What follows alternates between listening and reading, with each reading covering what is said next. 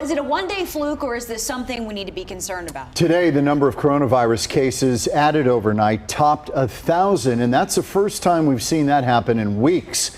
Health officials say that it's due to an electronic reporting issue, but nonetheless, it raised some concern. And we know hospitalizations have been climbing a bit as well. Bailey Miller joins us live to let us know what all this means. Bailey.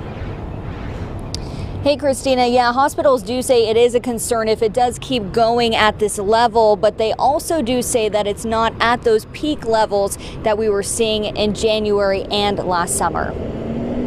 COVID-19 case numbers and hospitalizations are climbing in the state, and hospitals are noticing. 3 weeks ago, we were down into the single digits of people that were hospitalized at that particular point with COVID-19 disease. Over the last week, we've been up above 10, and hovering around the 10, even higher number. And while those numbers are still low compared to the peak, Valleywise Health says they are seeing another trend among their hospitalized patients. Everyone that's in the hospital today within Valleywise Health, that is in the hospital here now, was not vaccinated that we're treating for COVID-19 disease. Statewide, 689 COVID patients were hospitalized as of Wednesday, up from the 500 to 600 patients hospitalized on average between May and June.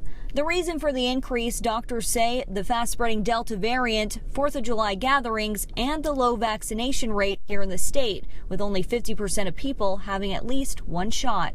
There aren't enough people in their 20s and 30s vaccinated. I mean, it's as simple as that. And while doctors say this trend is a concern, it's most likely not going to lead to the scale of what we saw back in the winter and summer. I think what we will continue to see is an increase in cases, probably up to maybe even 1,500 or maybe even 2,000 cases per day in Arizona in the coming weeks.